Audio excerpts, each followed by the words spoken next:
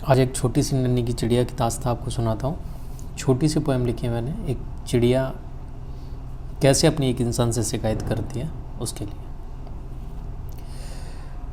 कि वो लड़ रही एक इंसान से आकर, कि वो लड़ रही एक इंसान से आकर उसका घर उसने क्यों उजाड़ दिया। वो लड़ रही एक इंसान से आकर उसका घर उसने क्यों उजाड़ दिया। मैं नन्ही सी हूँ, तिनका है मेरे घर की ईंट, उसे भी तूने उखाड़ दिया। वो लड़ रही एक इंसान से आकर उसका घर उसने क्यों उजाड़ दिया।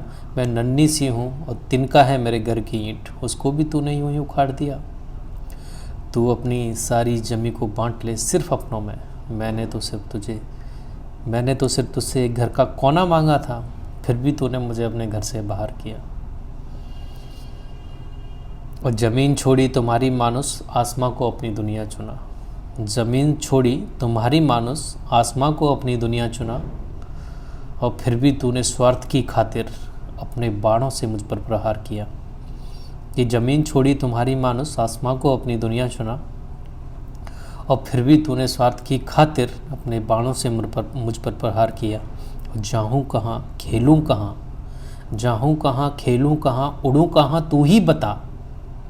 और तेरी ज़मीन छोड़ी आसमां छोड़ा, मेरे आसियाने वाली डाली को भी तूने काट दिया।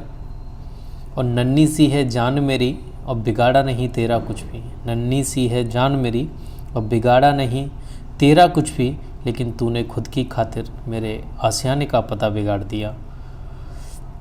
अब पत्तियों से ढककर बनाया आसियाना तेरी नज़रों से छिपाकर। पत्तियों से ढककर बनाया आसियाना तेरी नज़रों से छिपाकर। पतझड़ के मौसम में तूने उसे भी यूं ही उजाड़ दिया, और उसने ही छोड़ दिया, उस खुदा ने ही छोड़ दिया बनाना इस फरेबी दुनिया में। और विलुप्त हो गई अपने ही आप में, जिसे जीते जी तूने मार दिया। वो लड़ रही एक इंसान से आकर उसका घर उसने क्यों उजाड़ दिया। Thank you.